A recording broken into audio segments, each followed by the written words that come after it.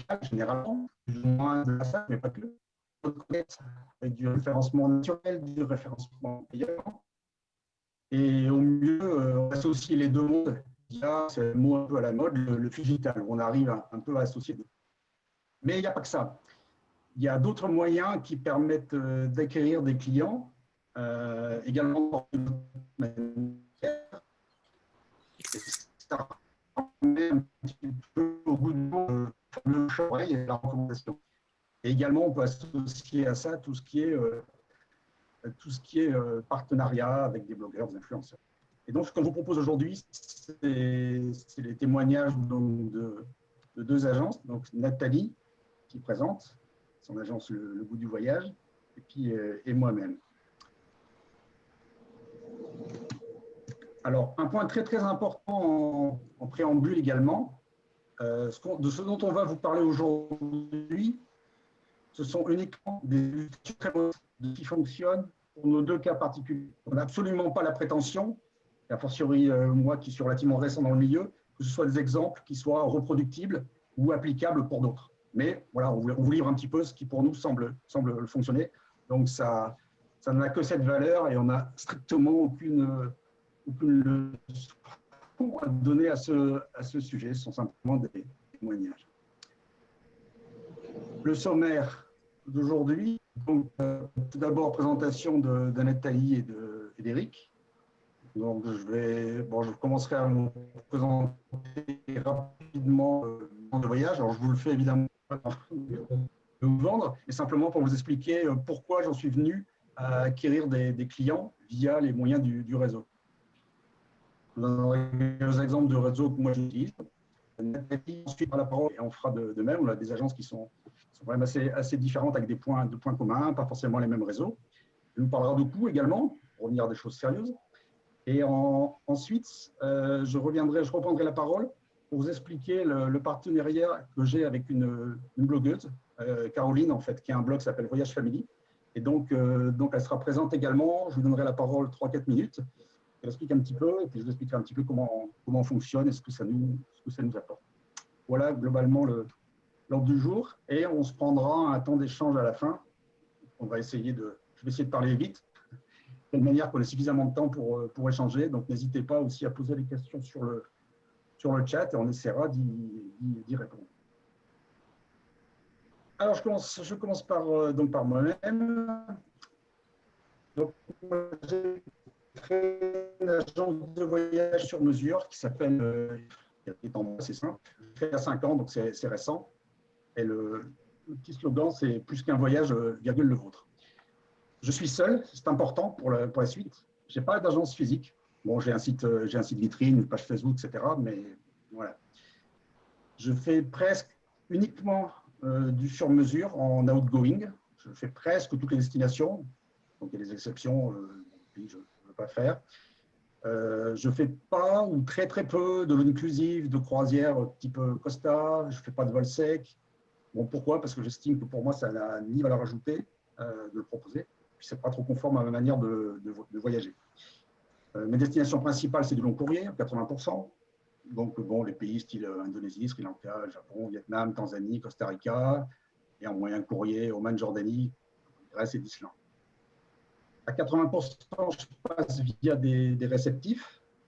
Arrive à lire, sinon tu... 15% en direct complet, des pays que je connais très très bien, et un petit pourcentage par DTO. Et j'inclus ou pas l'aérien, quand je fais du sur-mesure, ça dépend. On est l'ordre de grandeur, donc c'est modeste. En 2019, donc, avant le Covid, j'avais 55 dossiers qui représentaient environ 200 clients. Le dossier moyen, c'est 8 KE. Enfin, vous faites tous les calculs sur le panier moyen, etc. Mes clients sont essentiellement des individuels, bon, pas mal de CSP+, mais pas que, des familles, beaucoup, des couples, des groupes d'amis aussi, un peu à la marge. J'ai une clientèle qui est à la fois locale, donc je peux rencontrer physiquement, enfin avant le confinement, et également nationale, avec laquelle je communique des outils classiques, mail, WhatsApp, Skype, tout ce qui est possible et imaginable. trois mots. Donc, moi, personnellement, je suis ingénieur de formation et j'ai passé 25 ans chez Danone, en grande partie à Évian, où je réside encore, dans le 74, en Haute-Savoie. Je n'étais pas dans le secteur du tourisme avant, mais cela dit, j'avais une expérience, bon, je fais pas mal de logistique, de service client, de qualité, système informatique. Donc, ça, c'est des compétences, c'est un bien grand mot, qui me sont utiles pour ce que je fais maintenant. Bon, transporter des palettes, en l'occurrence de l'eau minérale, transporter des personnes, il y a des points communs, mais il y a quand même des différences aussi. J'ai une expérience de voyageur. Bon, j'ai la chance d'avoir visité souvent en famille pas mal de pays, vu mon grand âge, et dont le Japon, j'ai visité une quinzaine de fois, surtout professionnellement. Bon, donc sur ces points-là, je peux être un peu crédible, notamment le voyage en famille, et puis c'est utile par rapport à ma cible. Voilà, pour vous décrire rapidement. Alors, la question qu'on me pose souvent, comme bon, je suis parti de zéro client, c'est mais comment tu les trouves tes clients? C'est un peu la question que tout le monde se pose quand on crée une entreprise, en fait, mais bon, ça se pose encore plus dans le voyage. Alors, mes objectifs en termes de clients, c'était, et c'est toujours, de passer de zéro client, c'est-à-dire que je suis parti, on peut l'avoir des agences, un objectif personnel qui est environ 50-100 dossiers par an, ce qui représentait 200 à 400 clients. Ça, dans l'hypothèse où je suis tout seul, en fonction de ce que j'avais calculé. Enfin bref, voilà, c'est un peu l'idée, c'est ça. Donc en fait, c'est pas non plus, c'est pas avoir 1000 clients ou 5000 clients. Ça, c'est important aussi. Donc c'est un nombre de clients qui est quand même assez restreint. Et un autre point qui, pour moi en tout cas, est très important, l'objectif, c'est aussi de maximiser le taux de transformation. Pourquoi? Parce que je fais du sur-mesure. Donc derrière, ça ne vous apprend rien. Le sur-mesure, c'est du temps. Donc si on ne va pas au bout, c'est du temps qui peut être perdu en rapport avec le fameux sujet des devis payants. On n'abordera pas ici. Et la petite phrase que j'aime bien citer, qui est de moi, alors ça va, c'est mieux vaut 3 prospects et 2 contrats que 10 prospects et 1 contrat. Voilà, c'est un peu ça en fait que j'ai en permanence en tête. Donc l'idée, c'est d'arriver à trouver les 3 prospects qui mènent à 2 contrats. Conditions, stratégie de mise en place, ça veut dire quoi ça? Ça veut dire qu'il faut trouver les bons prospects, donc entre guillemets les personas qui vont bien avec mon offre. Il faut aller les chercher où ils sont, attendre la dépasser. Sinon, on pêchera peut-être quelques-uns, mais ce ne sera pas évident. En trouver peu par rapport à mes objectifs, mais les engager fortement et les fidéliser pour limiter les pertes par rapport au point qu'il faut mettre davantage en avant l'humain, en l'occurrence moi, que le produit. Et aussi favoriser la recommandation qui permettra ensuite de relayer et de démultiplier les prospects de telle manière à avoir des ambassadeurs. Alors, au bout de 4-5 ans, très modestement, ce que je pense, c'est que le produit que les gens achètent, ou pas, parfois ça ne colle pas, ce n'est pas tellement le voyage lui-même, mais c'est moi, en fait. Si je n'arrive pas à me vendre, ils n'achèteront pas, indépendamment du produit. Encore une fois, ça, c'est par rapport à mon offre, entre guillemets, c'est évidemment pas différent d'une agence à l'autre. Alors, ayant dit ça, les moyens utilisés pour arriver à atteindre ces objectifs, j'avais déterminé que c'était les réseaux, justement pour favoriser l'humain, et également un partenariat avec une blogueuse qu'on verra un peu plus tard. Alors, les réseaux, il y en a des dizaines qu'on peut utiliser, être amené à côtoyer. Je vais vous parler rapidement des réseaux d'affaires. Il y en a un certain nombre, et Nathalie en reparlera. BNI, Dinabuy, Protéines. Bon, personnellement, moi, je suis membre du réseau Dinabuy. Donc, en fait, ces réseaux-là sont des réseaux d'affaires qui sont souvent nationaux avec des antennes régionales. Et les gens se rencontrent physiquement ou par Zoom durant le Covid, avec des modes de fonctionnement qui sont assez variés suivant le réseau. Alors, c'est plus ou moins processé. Nathalie parlera de BNI qui lui est très processé, des fréquences, des horaires très stricts. La fréquence des rencontres est assez variable. Certains réseaux sont exclusifs, d'autres pas. Sous-entendu, si dans le même réseau, il y a par exemple 2 agences de voyage, il y a des réseaux qui diront non, ce n'est pas possible, il n'y en a qu'un seul. Et en fait, la recommandation au sein de ces réseaux est plus ou moins mise en avant également. Donc, c'est assez variable. Généralement, ces réseaux sont payants. Donc, ça veut dire qu'il y a un investissement en euros et en temps à prévoir à partir du moment où on s'engage là-dedans. Qui sont les membres de ces réseaux? Il y a beaucoup de créateurs, d'indépendants, des chefs de petites entreprises, des artisans. Voilà un peu le type de clientèle.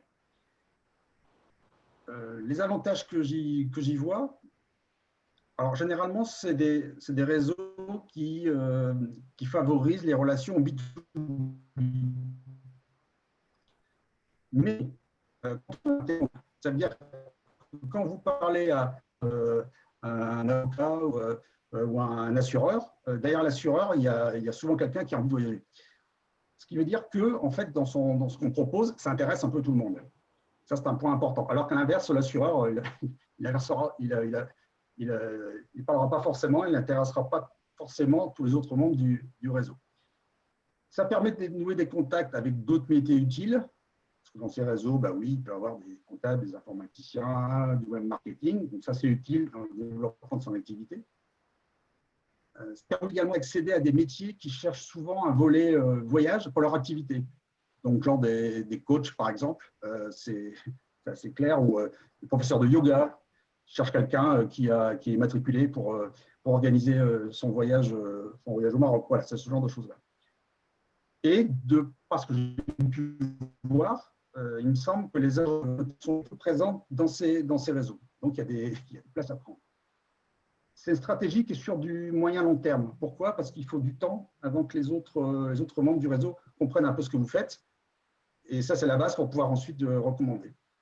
Alors, j'ai rapidement 2-3 exemples suite à ma participation à ces réseaux.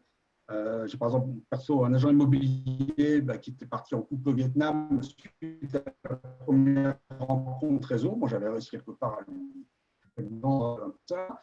J'ai pas le mien, mais un conseiller financier personnel où en fait j'ai assuré la partie logistique avec un réceptif sur place pour un groupe d'une dizaine au Maroc. Ça, c'est le réseau qui me les a apportés, ces clients-là. En l'occurrence, là, c'est à chaque fois le réseau de Nina Bay. Les autres réseaux qui existent, il peut y avoir, par exemple, alors voilà, je vais en citer quelques-uns. Bon, ça dépend de la qualité, mais voilà, il y en a une dizaine. Les anciens élèves d'école, les alumni, ce qu'ils apportent souvent, c'est qu'ils ont peut-être d'avoir un profil commun. Souvent, il y a l'entraide qui marche assez bien, donc ça, c'est utile. Et on peut utiliser les outils de communication des alumni. Souvent, ils ont des revues spécifiques, ils ont des rencontres régionales, donc ça, il faut en profiter.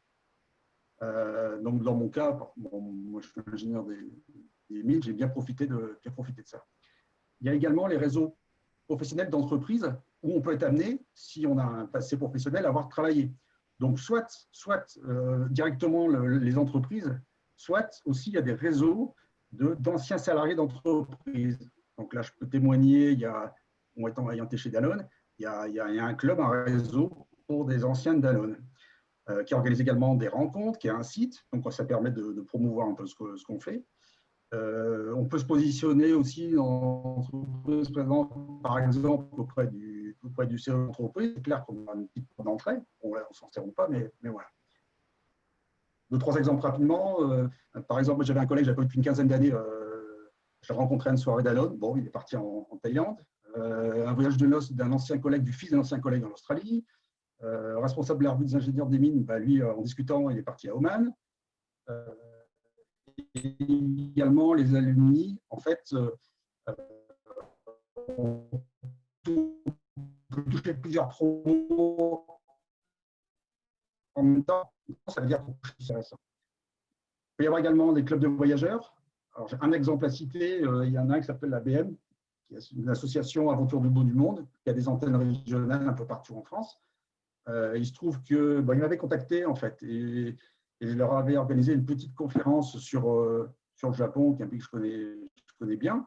Alors, généralement, le public, c'est plutôt un public de personnes qui voyagent en do it yourself, donc pas forcément eux qui vont acheter des voyages auprès d'une agence.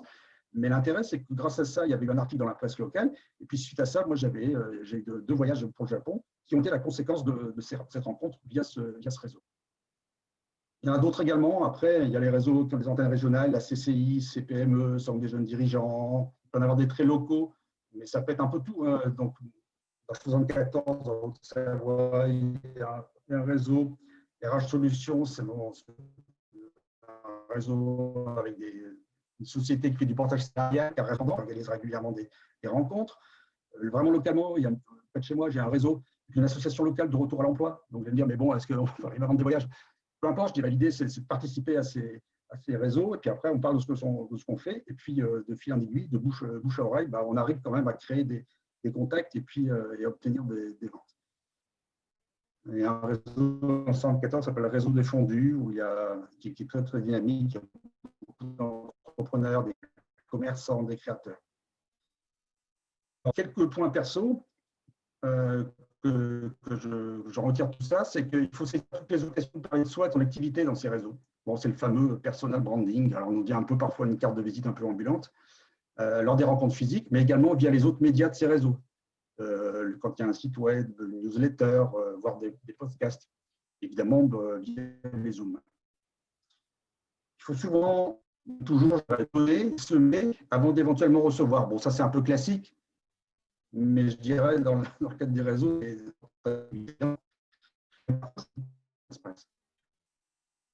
faut éviter un temps et ça c'est véritablement ces réseaux. Parce qu'ensuite, pour des recommandations croisées, voilà, c'est indispensable dans la mesure où on donne ou on reçoit. Il faut générer. Ça permet de faire connaître, mais pas forcément de vendre, et en tout cas, pas pour les affaires, il y en a beaucoup.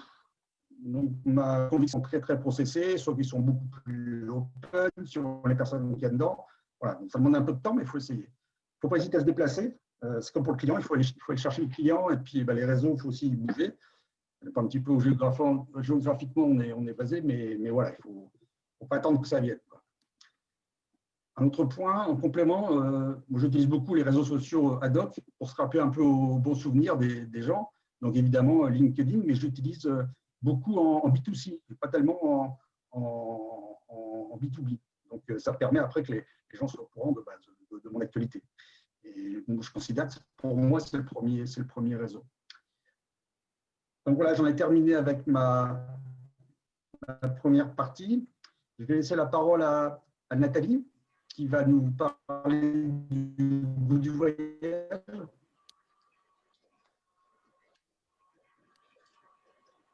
C'est bon? Oui, oui. J'espère que vous m'entendez. On a eu un peu de mal à t'entendre, Eric, parfois, donc j'espère que vous m'entendez mieux. Bonjour à tous.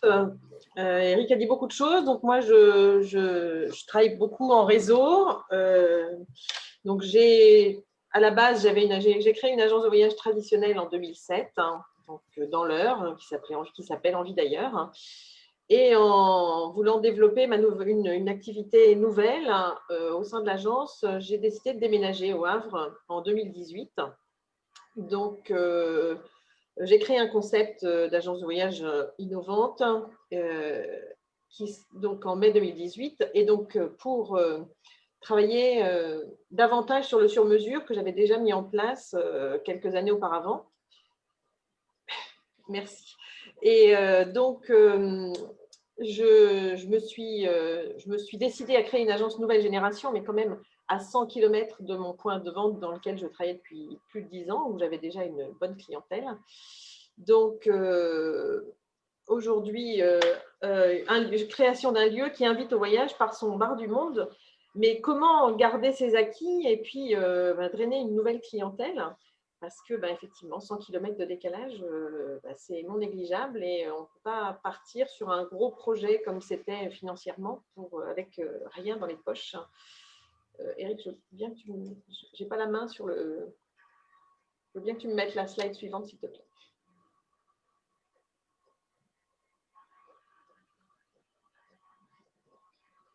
Ah. C'est bon? Oui, merci. Donc, il fallait oser. Mais bon, c'était envisageable puisque j'avais déjà travaillé, j'avais déjà fait connaissance avec le réseautage quelques années auparavant. Pour moi, le réseautage a démarré en 2015 par le Rotary Club. Alors, le Rotary Club, c'est un club service, ce n'est pas un club business à la base. Ce sont des gens qui m'ont approché, ce n'est pas moi qui suis allée vers eux. Je me suis demandé ce que j'allais faire dans cet univers. Et en fait, force de quelques réunions, j'ai bien vite compris que, outre de donner de mon temps, le réseau commençait là. par de la recommandation, le fait de se faire connaître et d'être intégré à des réunions de réflexion et des réunions de travail. On faisait connaissance les uns avec les autres. Ça m'a permis, puisque j'étais démarchée par un de mes clients, donc il m'avait présenté en amont, de faire savoir ce que c'était qu'une agence de voyage, à quoi on servait. Et puis, dans la mesure où on rentre dans un réseau, ça veut dire qu'après, on fait travailler son réseau. Donc, ceux qui avaient déjà l'habitude de travailler avec des agences de voyage sont repartis par mon intermédiaire, hein, puisque la force du réseau, c'est de travailler les uns avec les autres. Ce club service m'a ouvert aussi les portes d'un groupement de chefs d'entreprise indépendants en Normandie, où là, j'ai touché une autre dimension de réseau, hein, vraiment un business réseau, avec des réunions mensuelles, des conférences, l'approche des élus et puis des entités comme la CCI. Ça permet d'avoir une dimension générale sur l'économie, donc ce qui n'est pas négligeable, parce qu'en fait, quand on travaille dans sa propre boutique, souvent on est fermé dans son cocon, et puis on n'a pas forcément l'œil ouvert sur le reste.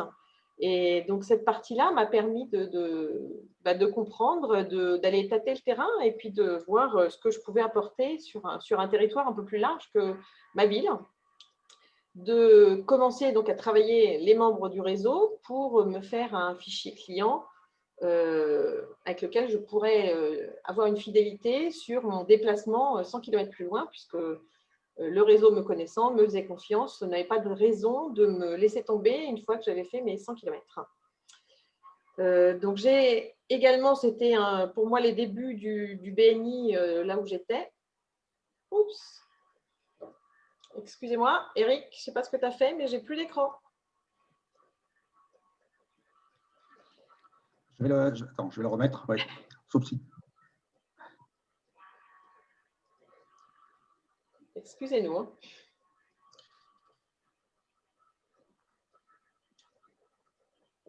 Je vais m'allumer sur votre écran.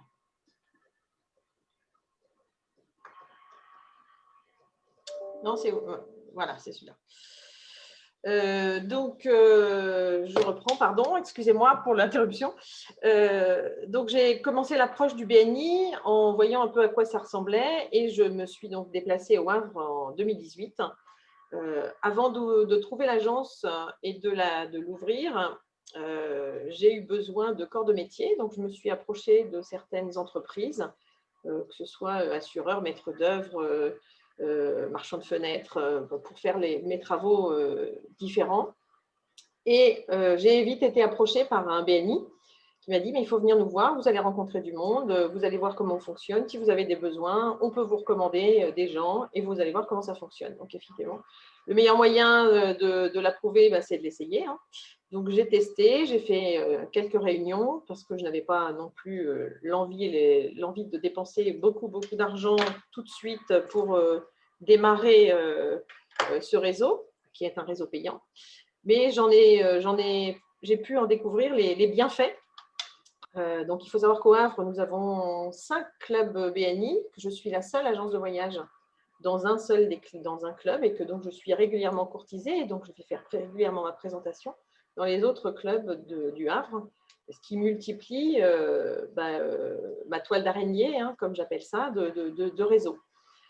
Au Havre, on a aussi la chance d'avoir un réseau de femmes chefs d'entreprise, donc qui est assez porteur, hein, qui est un réseau gratuit, celui-ci, qui s'appelle le Femmes et Challenge, donc, par lequel on peut partager nos expériences professionnelles avec d'autres chefs d'entreprise, donc ce qui nous ouvre aussi l'esprit sur la manière de gérer nos affaires vues par quelqu'un qui gère aussi, mais pas dans la même activité.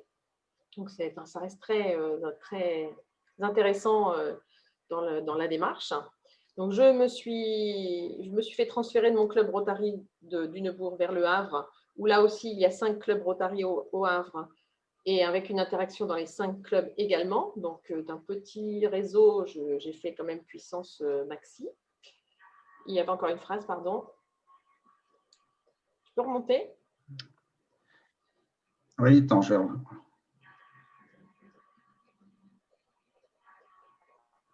Une seconde. Je vais l'ouvrir à côté.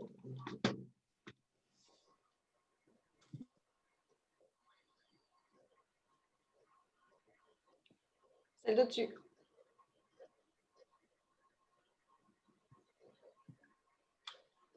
Voilà. Donc, et en plus de ce... Oups, non, c'est pas grave. En plus de ces réseaux-là, je suis aussi rentrée en tant que sponsor de clubs sportifs pour pouvoir toucher d'autres entreprises que je ne touchais pas par ces premiers réseaux. Vas-y, tu peux passer à la suivante.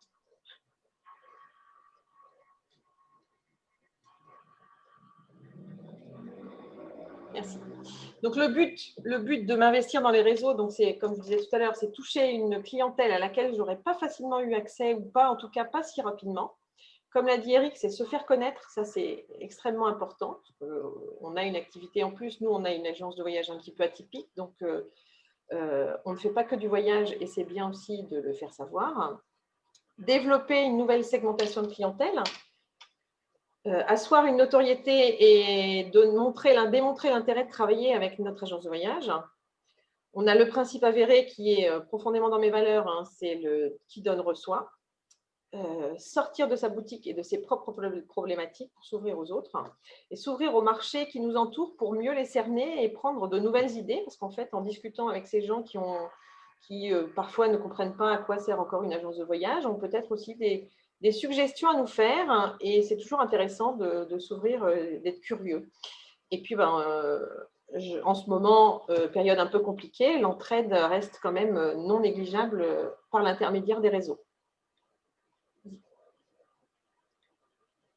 Tu peux mettre la suivante.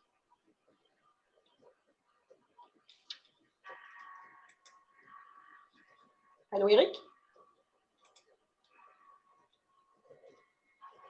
Oui, c'est bon, elle va apparaître, je pense.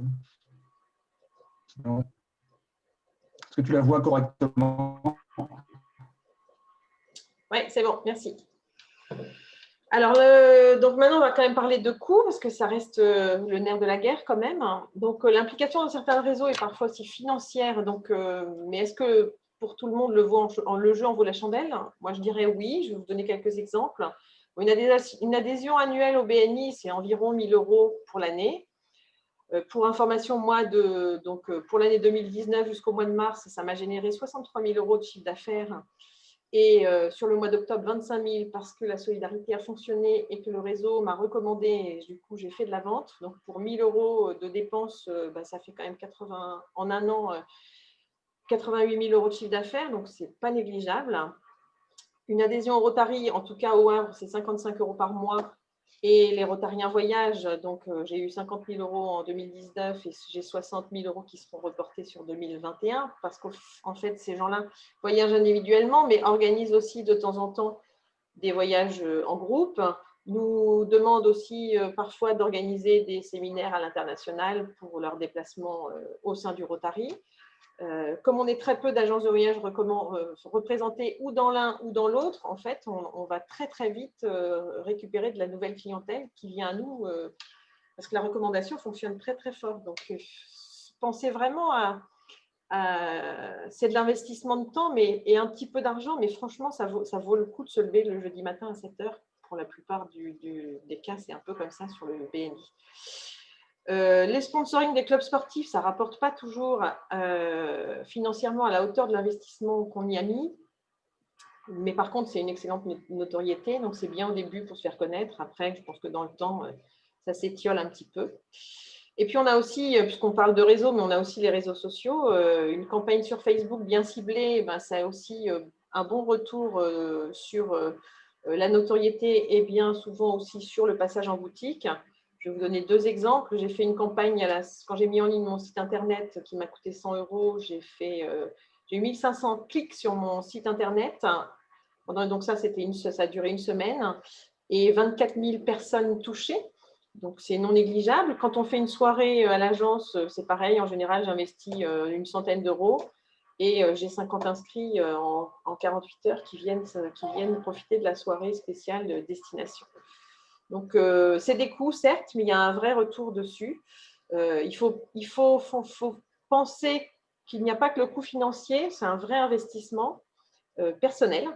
Parce que si on ne s'investit pas suffisamment et qu'on n'est pas suffisamment présent, ben on nous oublie et puis ça ne marche pas. Donc, si on veut que ça marche, ben il faut se dire j'y vais, mais j'y vais vraiment. Peut-être qu'on n'en choisit qu'un ou on en fait moins, mais celui qu'on choisit, il faut vraiment s'y atteler.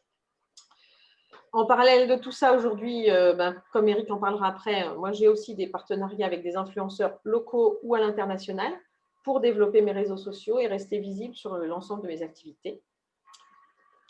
Donc, le réseau digital fait aussi partie de ce qu'on doit avoir en agence de voyage. À mon sens, ça reste mon exemple personnel, bien sûr, comme on l'a dit tout à l'heure. Ce qui est valable pour un n'est pas forcément valable pour l'autre, mais c'est des exemples qu'on avait envie de vous donner. Et puis, moi, ça ne fait que 2 ans que je suis installée au Havre, où je suis arrivée, personne ne me connaissait. Je suis la 18e agence de voyage sur 17 déjà existantes depuis très longtemps.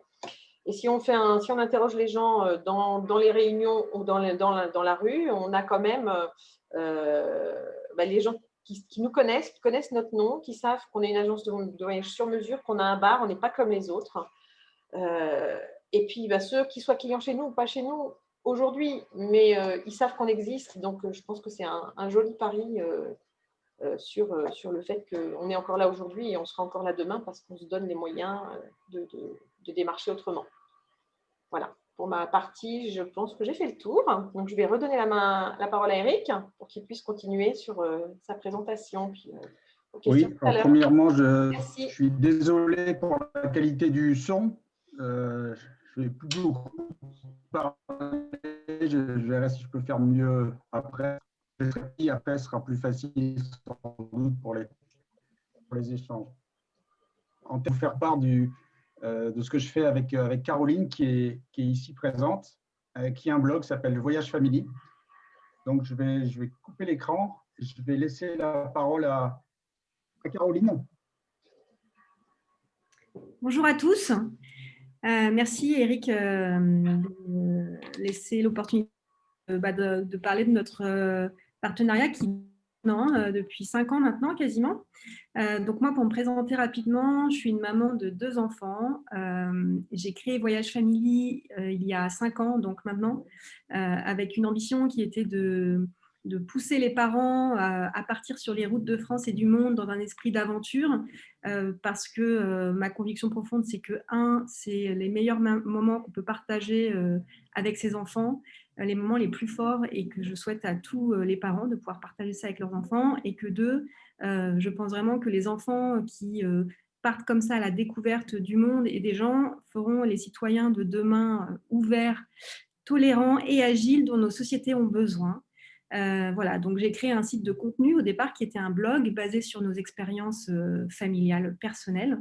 Et puis très vite, j'ai fait intervenir d'autres parents pour parler eux-mêmes de leurs propres expériences en famille, en France ou dans le monde, parce que d'abord, je n'avais pas l'ambition de passer ma vie sur les routes du monde, et puis que je trouvais ça intéressant de montrer que je n'étais pas la seule Huluberlue à partir au fin fond de la Colombie avec mes petits, et qu'il y avait beaucoup d'autres parents qui le faisaient, que c'était faisable, chouette, et que ça se passait bien. Donc, Voyage Famille, aujourd'hui, c'est une communauté donc, de parents passionnés par le voyage en famille qui est basée sur 5 médias. Donc, il y a effectivement le site internet avec 200 000 visites uniques par mois. Alors ça, je vous parle des chiffres avant Covid, bien sûr, mais c'était 200 000 visiteurs uniques par mois en janvier. C'est une newsletter mensuelle de 17 000 abonnés. C'est des réseaux sociaux avec 20 000 abonnés environ, Instagram et Facebook, et un forum sur Facebook qui est un forum classique de voyageurs 100%.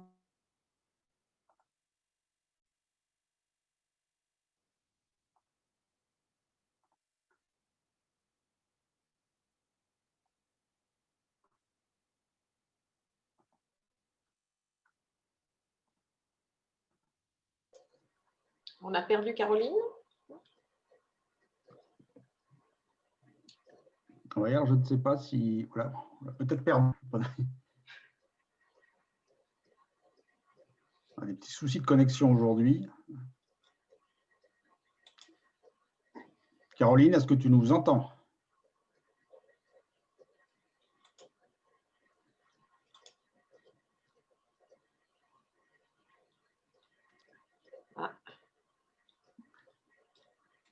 va reprendre la main si Ouais. on n'arrive pas à récupérer Caroline au passage. Elle est sortie, je pense. Oui, elle va peut-être on attend 30 Ouais. secondes qu'elle se reconnecte, sinon je reprendrai la main.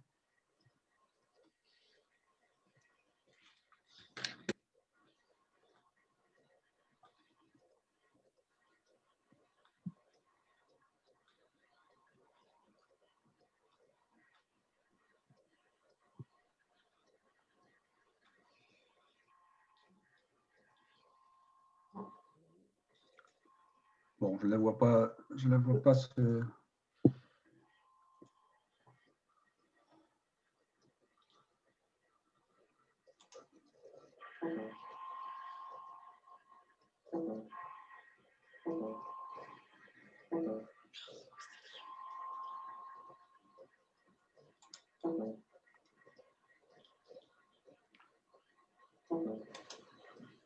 Bon, si.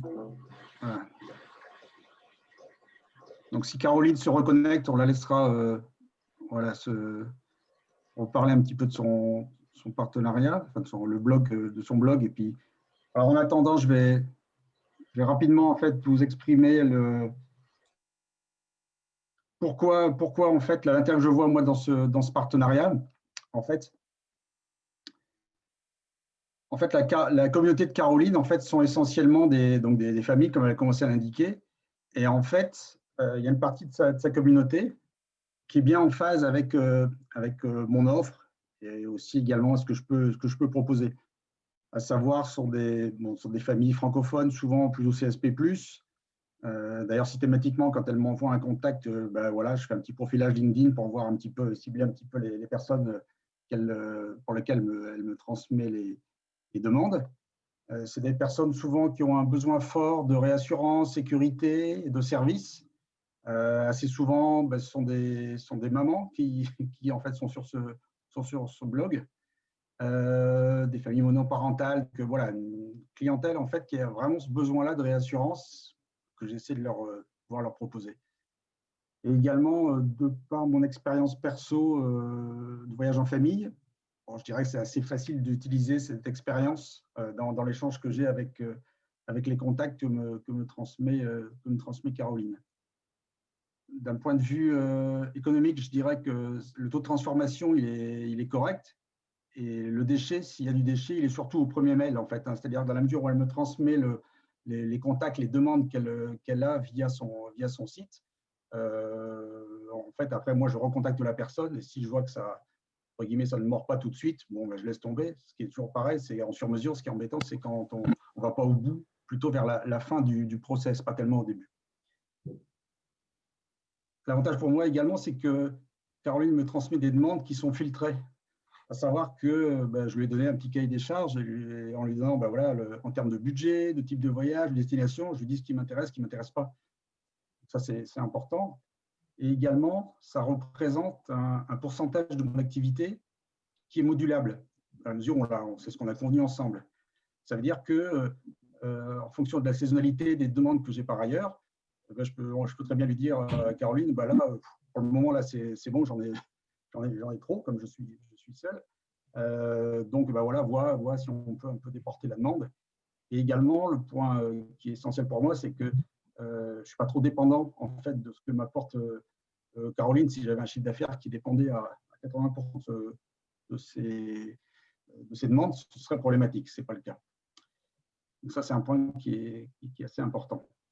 Et en fait, le fonctionnement, sans entrer dans le détail, c'est un fonctionnement d'apport d'affaires, en fait, ce que propose Caroline.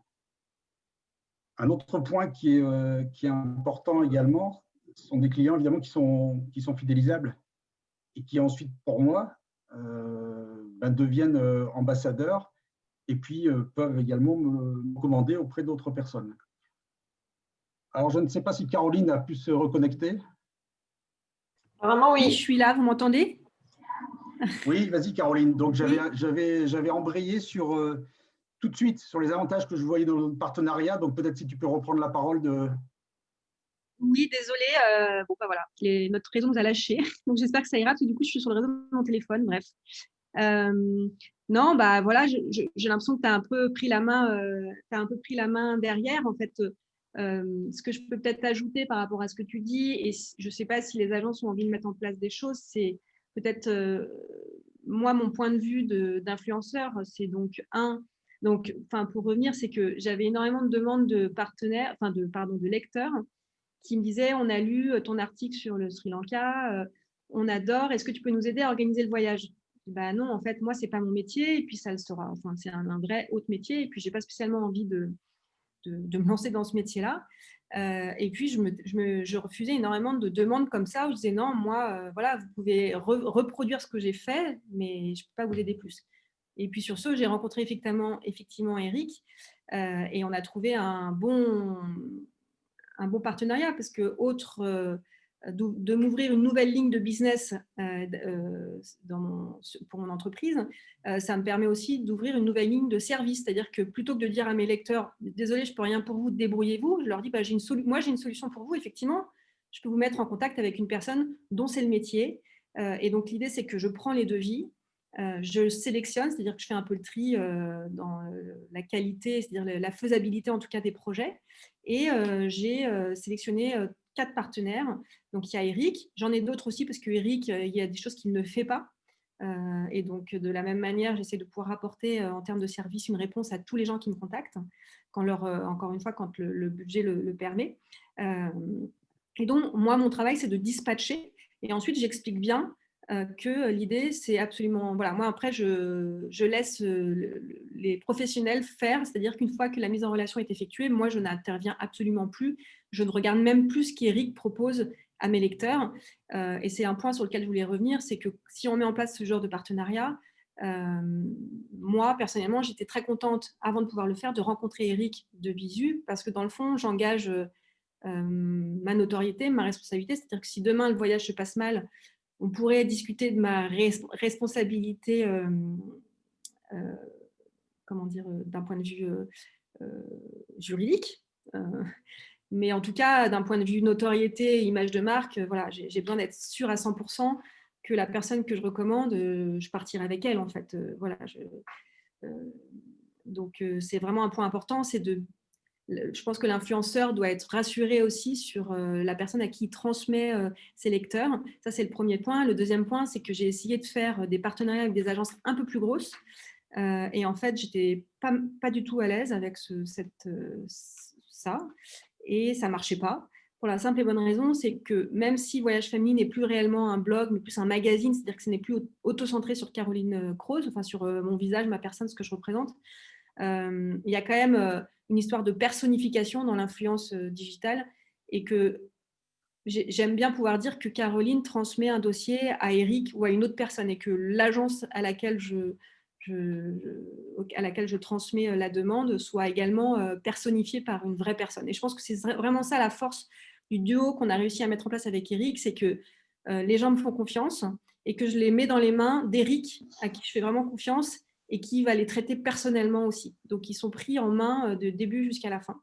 Voilà, et franchement, je ne sais pas, je trouve que ça fonctionne bien. Eric, on a quand même beaucoup de demandes bien qualifiées, peu de déchets. Moi, j'ai 100% des gens qui sont contents. Voilà, donc à la fois, encore une fois, c'est une bonne réponse en termes de service de fidélisation de mes lecteurs, et c'est une part non négligeable de mon chiffre d'affaires, même si, bien évidemment, je ne compte pas non plus que ça. Enfin, ce n'est pas du tout le cœur central de ma rémunération, de mon chiffre d'affaires. Mais c'est une part non négligeable, et cette année, ça va manquer un peu. Hein. Voilà, je ne sais pas s'il y a d'autres questions. Enfin, je ne sais pas, en fait, après, s'il y a d'autres choses que je pourrais ajouter, tu penses, Eric, s'il y a des questions? Non, je pense que c'est déjà beaucoup. Alors, j'avais un peu anticipé, là, je n'avais pas présenté le début, en fait, comment se passait le début de la mise en relation entre les demandes chez toi et comment elles arrivaient chez moi, mais tu l'as un peu décrite. Bon, on va laisser la parole un peu à la salle. Alors, je voudrais juste dire un dernier petit mot, en fait.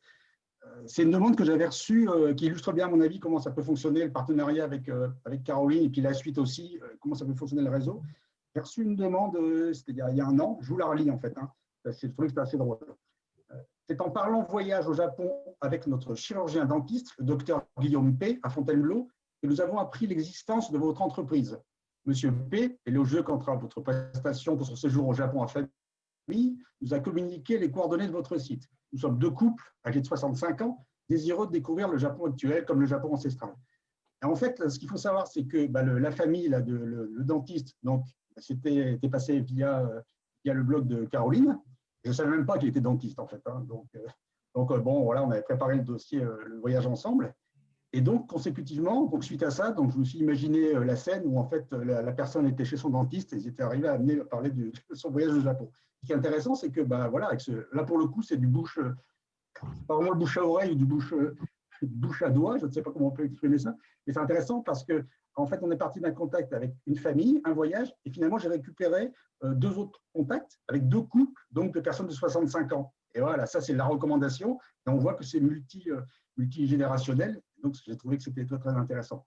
Bon, pour l'anecdote, finalement, ils ne sont pas partis au Japon, ils ont eu des empêchements. Et en tout cas, sur la mécanique, voilà, je trouvais que c'était intéressant. Voilà, moi, j'en ai terminé de la présentation, donc on peut peut-être voir les questions. Nathalie, qui doit avoir un micro meilleur que le mien, si peut-être tu peux reprendre la main. Oui, je peux. Alors, je n'ai pas vu de questions dans le chat pour l'instant, donc si vous avez des questions, c'est le moment ou jamais.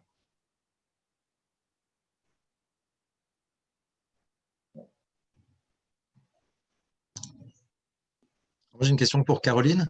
Comment tu choisis les agences avec qui tu travailles? Parce que tu disais que tu avais donné entre guillemets à Eric une partie de tes lecteurs à peu près et que tu travaillais avec 4 agences. Comment tu les as segmentés? En fait, ça s'est fait par bouche à oreille. C'est-à-dire que, par exemple, j'ai travaillé avec une autre personne sur Lyon.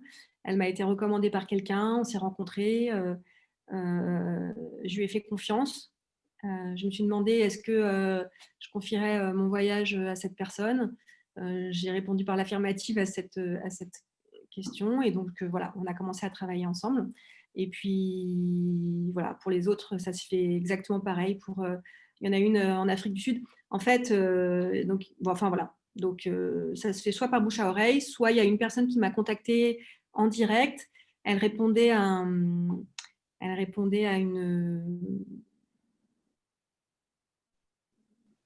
difficulté que j'avais, c'est que par exemple, Eric, les voyages en France sur des tout petits budgets, ça ne l'intéresse pas, enfin, il ne peut pas faire. J'en avais quand même énormément de demandes et de la même, toujours dans cet état d'esprit de moi, ce n'est pas qu'une question de budget, ça me fait mal au cœur quand il y a des gens qui me contactent et qui me disent qu'ils veulent partir en France et qu'ils ont un petit budget, de leur dire écoutez, je ne peux rien pour vous, vous ne m'intéressez pas, en gros, enfin, je ne peux rien pour vous. Et donc, il y a une dame qui m'a contactée qui fait ça, en fait. Hein, voilà. Donc là, pareil, on s'est rencontrés.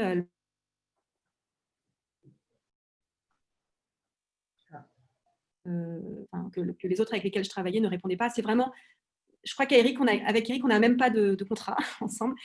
En fait, ça m'importe peu dans le sens où, de toute façon, encore une fois, moi, j'ai l'impression de mettre en jeu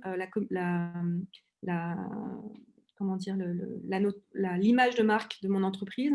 Et donc, de toute façon, c'est vraiment basé sur la confiance. Et ça m'est arrivé de faire des essais avec des gens qui, en gros, j'ai un ratio, c'est-à-dire que sur 10 devis envoyés, j'avais rien qui était signé derrière. Alors, moi, ce que j'explique toujours quand je monte un nouveau partenariat avec un agent, c'est que je dis, quand je vous envoie 10 devis et que j'en ai 0 derrière qui signe, moi, je me dis deux choses. Soit la personne n'est pas très bonne et c'est pour ça qu'elle ne signe pas, donc de toute façon, je n'ai pas envie de continuer à travailler avec elle.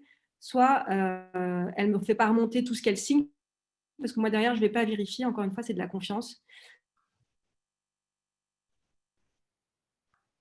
Qu'elle signe, et dans ces cas-là, on arrête aussi. Donc, dans tous les cas, moi, assez rapidement, quand je vois que j'envoie des demandes de devis et que ça ne signe pas, j'arrête. Donc, ça m'est aussi arrivé de me tromper et de lancer des partenariats avec des agents et de les arrêter. Ça m'est arrivé 2-3 fois. Voilà, envoyer des devis et de prendre la décision que la confiance était rompue, enfin, de me dire que la confiance était rompue parce qu'il n'y avait pas de signature derrière. Donc, après, la raison pour laquelle on ne signe pas, d'une certaine manière, ce n'est pas grave, mais j'ai arrêté assez vite. Voilà, Eric, ça fait 5 ans. C'est vraiment une relation qui est basée sur la confiance. Moi, à chaque fois que j'ai des gens qui me contactent en me disant on veut travailler avec vous, je dis bah non, parce qu'en fait, aujourd'hui, j'ai pas de besoin parce que voilà, l'idée, c'est pas du tout de mettre en concurrence Eric. Ça fait 5 ans qu'on travaille bien ensemble, que tous les clients, tous les lecteurs avec lesquels, qui sont partis à travers Eric sont hyper contents. Donc voilà, c'est un peu de l'empirisme du. Bon, voilà. Et donc tout ça, moi je travaille de toute façon beaucoup au feeling et je dirais que du coup la sélection des agences, c'est un peu comme ça. Je ne vais pas les chercher, on me les envoie par des contacts communs. Ça fit, ça fit pas, ça fit pas. Et si ça fit, il encore faut-il que derrière ça soit efficace et sinon, voilà, on se dit au revoir gentiment, quoi. Je ne sais pas si j'ai répondu du coup. Sachant que je vois la question que tout le monde doit avoir derrière aussi, qui est, alors ça, on ne va pas te donner des chiffres, hein, mais en termes de rémunération, comment ça se passe? En fait, je recède à Caroline un pourcentage de ma marge. Alors évidemment, ma marge, ce n'est pas un pourcentage du montant du voyage, c'est un pourcentage de ma marge. Et comme on travaille en totale transparence, voilà, ma marge, elle peut varier suivant le type de voyage. Donc, c'est un pourcentage de cette marge.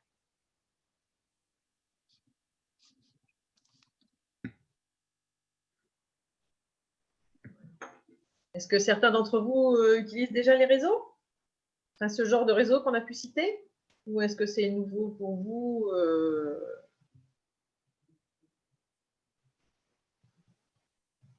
Je pense qu'on le fait tous de façon plus ou moins spontanée, sans se dire que c'est des réseaux. Là, si je regarde les dossiers que j'ai sur mon bureau, dont je suis agent de voyage, j'ai un couple d'amis qui s'est reproduit. Maintenant, ils ont 2 gamins. Je dis toujours que c'est un couple d'amis. Maintenant, c'est une famille. Ils habitent à Dubaï. Forcément, à Dubaï, ils ne trouvent pas un agent de voyage qui comprend le goût des Français. Donc, je leur organise leur voyage 1 ou 2 fois par an. Donc là, ils partent la semaine prochaine. Au moins, il n'y a pas d'histoire de frontières fermées, puisqu'ils habitent à Dubaï. J'ai des clients dits normaux. J'ai mes voisins. J'ai un couple d'amis aussi. Voilà, sur une quinzaine de dossiers, il y a 3 personnes que je connaissais personnellement avant d'être agent de voyage. Oui, en fait, c'est ça, la recommandation, on l'a fait régulièrement, sauf que là, elle a une autre dimension plus puissante, en fait. Mais on sait tous le faire, en fin de compte. Un autre exemple via Caroline, où j'ai eu une famille qui était partie au Costa Rica, donc des personnes qui habitent à Saint-Cloud, je pense. Et ensuite, l'année d'après, c'est leurs voisins qui vont contacter et je leur ai organisé un voyage aux États-Unis. Donc, un road trip à 3 semaines, c'est déjà un budget correct. Et en fait, oui, c'est les voisins. Donc, on peut supposer que c'est un petit peu la même catégorie socio-professionnelle. Et puis, je vois bien la scène. Ils ont dû parler de leurs vacances passées en s'invitant mutuellement. Et ça a suffi derrière pour avoir contact et ça s'est fait. Donc, ça s'est fait naturellement et j'ai envie de dire, ça ne m'a rien coûté pour trouver ces clients-là.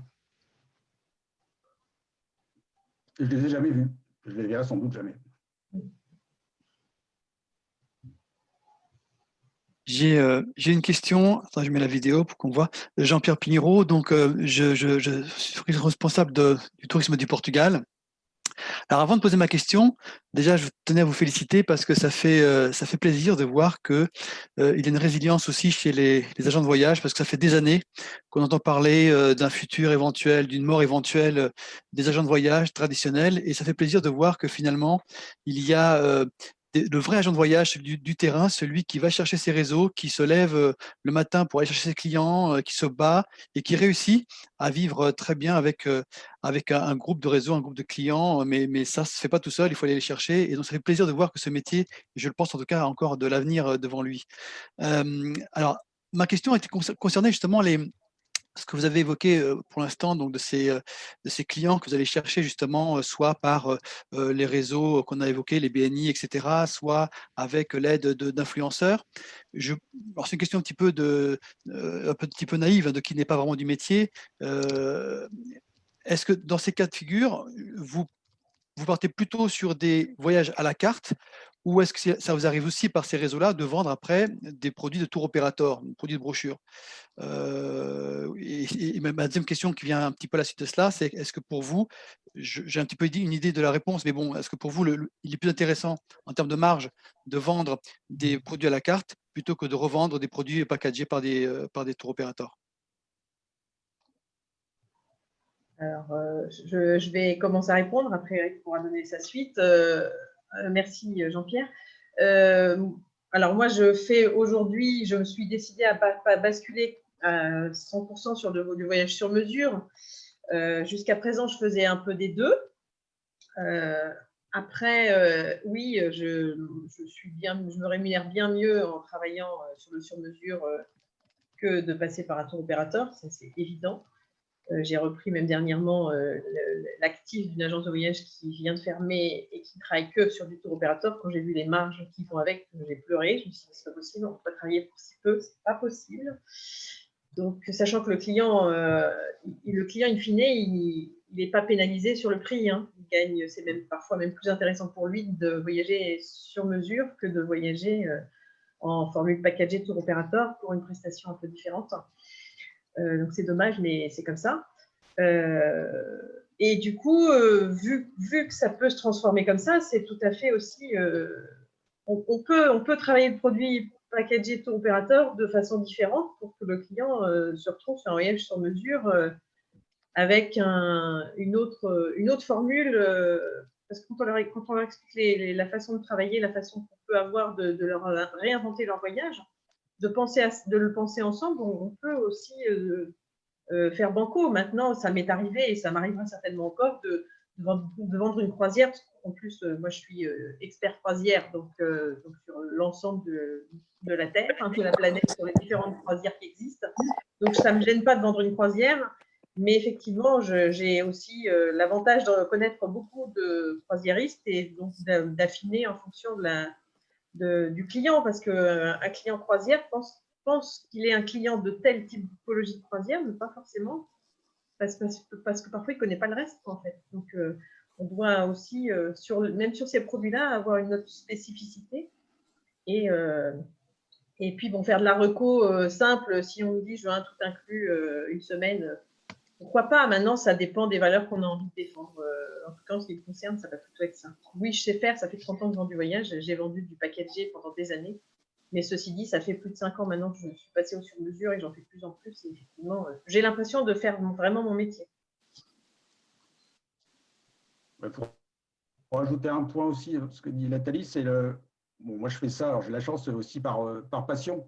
Donc quelque part, revendre des produits tout faits, ça ne m'intéresse pas, indépendamment de l'aspect économique. Alors je vais même plus loin, c'est-à-dire qu'à la limite, si je peux tout faire, alors ça implique d'autres contraintes évidemment, hein, et si je peux aller jusqu'au bout, et que je sois vraiment l'interlocuteur unique, complet, même parfois sans passer de réceptif si j'ai la compétence, bah, c'est l'idéal. Mais je le fais un petit peu parce que derrière, bah, c'est plus de risque. Donc après, il faut trouver la bonne mesure. Il y a certains produits où j'ai des demandes parfois. Si c'est quelqu'un qui veut voyager en groupe, bah oui, évidemment, je vais passer par un tour opérateur. Je le fais, mais c'est rare. Après, aussi, comme je suis sur mesure, mais un peu toute destination, la chance que j'ai, c'est que je peux arriver à fidéliser des familles qui me diront, bah, cette année, je suis parti là. J'en ai une là, qui est partie au Vietnam. Je vois une Guyane Thaï qui est présent, là, qui est partie au Vietnam juste avant le Covid. Et en revenant, elle m'a dit, bon, l'année prochaine, on va où? Voilà, donc c'est ça, quoi. Donc ça veut dire, sous-entendu, le même type de voyage, mais dans un autre pays. Donc je peux arriver à les fidéliser comme ça assez facilement. Merci. Et une autre question aussi concerne justement les groupes. Est-ce que ces réseaux fonctionnent aussi bien pour aller chercher des comités d'entreprise ou des groupes voilà, divers et variés, ou est-ce que c'est plus difficile et ça implique d'autres canaux, canaux d'influence? Personnellement, je fais des petits groupes, en fait, avec ces réseaux-là, mais pas des groupes de comités d'entreprise. Je pense qu'aujourd'hui, il faut aussi savoir qu'il y a des gens qui sont spécialisés pour ça. Chacun son job. C'est pas le mien. Je suis pas là pour grappiller 15 € sur un forfait. Voilà. Moi, je préfère que le client ait une prestation. Il vient chercher un service et un confort. Moi aussi. Donc, du coup, je fais plutôt des petits groupes. Hein, mes réseaux à moi, l'année dernière, m'ont fait faire un petit groupe de 15 packs sur un marché de Noël à Zagreb. C'était extraordinaire. C'est pas quelque chose qui m'a rapporté énormément d'argent, mais j'ai fait des heureux. Et en fait, on a monté le groupe en sur-mesure quand même, malgré tout. Et puis, je les ai acquis parce qu'ils n'ont pas l'habitude d'être reçus comme ça et de travailler la destination de cette façon. Et en fin de compte, ils m'ont dit, bon, là, cette année, c'est raté, mais prochain marché de Noël, on pense à vous et ce sera, on ne sait pas où, mais vous trouverez une solution, quoi. Voilà. J'ai eu un exemple à dépasser où, par réseau, en fait, hein, j'étais en contact avec un notaire et bon, je racontais un peu ce que je faisais, etc. Et lui, il partait avec des amis tous les ans via le CE du Crédit Agricole, CE de sa femme. Et puis, bon, comme souvent, il y a des quotas. Il m'a dit, on est embêté parce que cette année, je pense qu'ils vont nous refuser. Ils voulaient aller au Costa Rica. On voudrait bien partir entre amis qui, d'habitude, partons dans le cadre du voyage CE. On est une douzaine. Est-ce que tu as une solution? Oui, la solution, on l'a trouvée. Donc, ça veut dire que moi, j'ai organisé le voyage pour 12 personnes au Costa Rica. Et aussi, parce que, un peu comme Nathalie, vu mon fonctionnement, j'ai des charges de structure qui sont faibles. Je suis arrivé à additionner financièrement avec un voyage sur mesure, rien que pour eux. Donc finalement, c'était tout bénef. Ça ne leur a pas coûté plus cher que par le CE, hors la réduction au CE, mais je veux dire par rapport au tarif normal qu'ils auraient payé au CE, ça ne leur a pas coûté plus cher. Ils se sont retrouvés entre eux uniquement avec les personnes qu'ils voulaient. Et c'était parfait, tout le monde y a gagné. Donc c'est tout ça pour dire que pour des petits groupes, on peut indirectement, via les réseaux, aussi arriver à se positionner.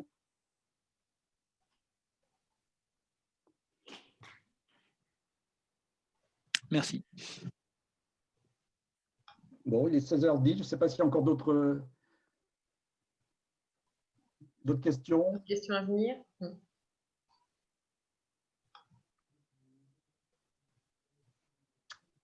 Caroline, rien d'autre? Non. Ok.